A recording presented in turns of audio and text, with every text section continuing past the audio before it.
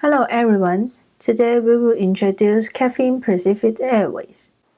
This presentation is created by Eileen and Yunping, graduate students of University of Houston, Colorado Hilton College Master Degree. This slide is going to cover company introduction, missions and goals, brand identity prism, semiotic square of customers, circle analysis, gap analysis, and recommendations.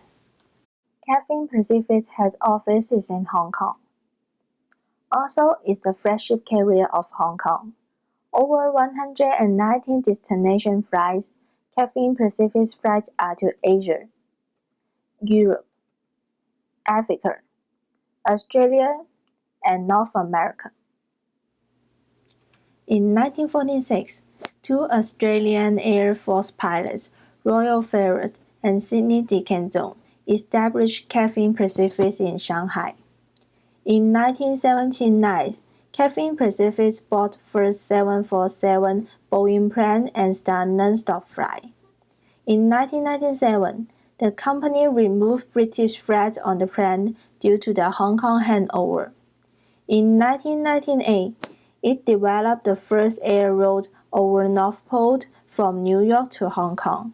Since then, all the company used this air route. In 2006, Cathay Pacific bought Dragon Air and renamed it as Cathay Dragon. In 2014, it received World's Best Airline in Skytrade Award for the fourth time.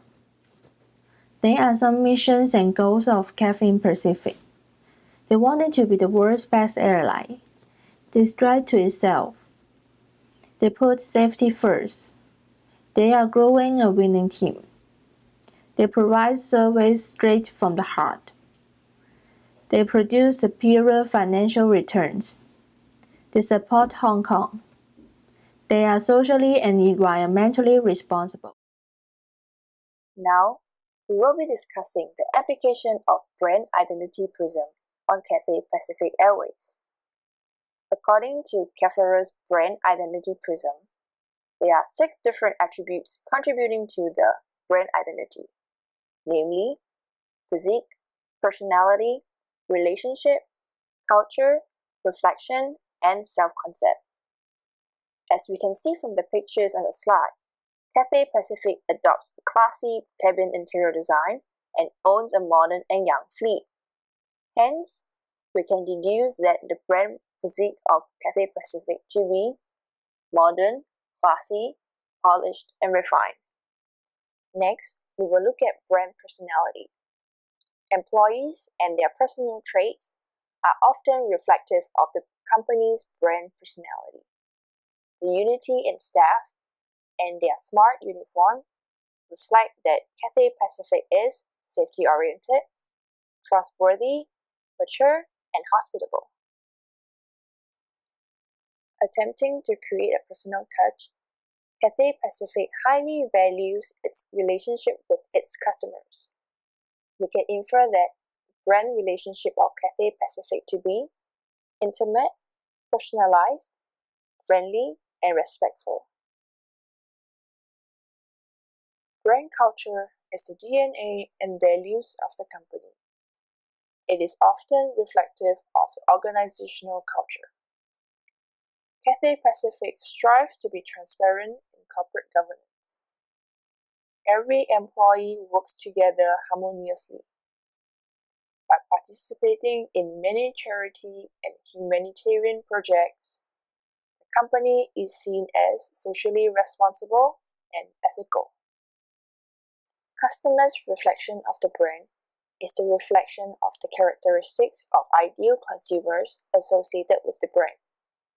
Cathay Pacific wants to portray its ideal customers as successful, modern, distinguished, and prosperous. The last attribute of brand identity, customers' self-image, is an expression of how consumers will see themselves externally and internally after consuming the products or services. Customers of Cathay Pacific would see themselves post-consumption as safe and pampered internally, and superior and recognized externally. Using the semiotic square, we will be identifying different groups of consumers in the airline industry with varying levels of interest and demand. We measure two varying levels of needs, namely level of service and level of technology. Customers demanding a high level of service are luxury travelers. On the other end of the range, customers who do not require service are no-frill travelers. Measuring the level of technology required during the flights, customers who expect the latest or state-of-art technology will be technophile travelers. On the other extreme, customers who prefer to read or socialize and do not expect technology would be retro travelers. The group of customers who expect high levels of service and the latest technology are opulent travelers. Customers who do not need service and technology are cocoon flyers. Most of the time, they sleep once they come on board the flight. Next, we will share more about the analysis of existing reviews of Cathay Pacific. In order to understand customer perception better, we found the reviews in Skytrade, Kaya, and TripAdvisor. In TripAdvisor, over 4,000 people vote for the Cathay Pacific. 73% people think the company is very good. About 7% people consider it is horrible and they will not choose it again. Then we read about 300 reviews. Many positive reviews write that Cathay Pacific's service is wonderful. Meals are delicious, and entertainment is pretty latest. What's more, the price is not too expensive, so that they can keep choosing these companies.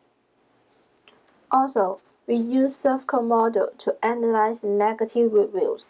Most of the customers complain three aspects: tangibles, reliability, and responsiveness.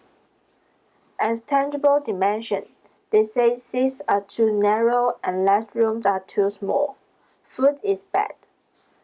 As reliability dimension, customers complain that the ground service sometimes doesn't reply customers and staff seems unhelpful. As responsiveness dimension, customers complain that when the flight is delayed or gate is changed, no staff told them when and where they can take the flight. Gap analysis is examining the mismatch between expectation and perception. In the Gap 1, Design Failure, we conclude that Cathay Pacific has unsatisfactory food offering and old uncomfortable seats.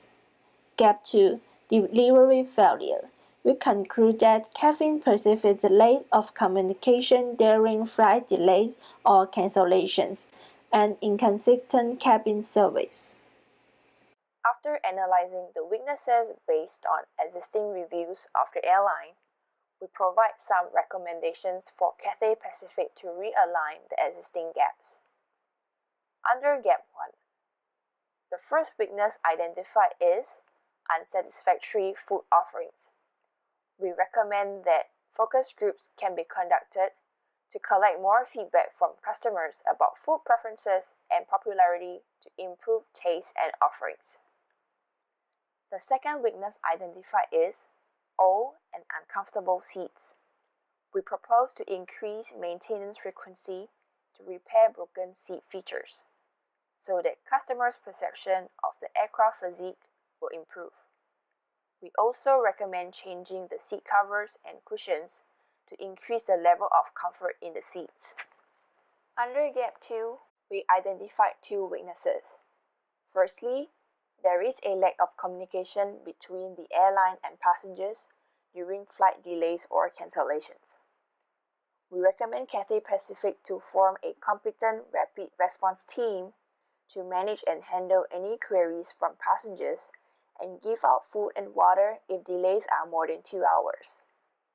We also propose that constant and instantaneous updates about flight delays or alternative arrangements for flight cancellations should be available on the airline's website and mobile app. Through effective and constant communication, passengers will feel less stressed and more informed. The second weakness identified is inconsistent cabin service. We recommend that an in-flight feedback channel to be incorporated into the in-flight entertainment system to collect instantaneous feedback from passengers during the flight. Hence, the flight crew will be able to view the appraisals immediately, and the airline will also be able to monitor the performance of individual sets of flight crew.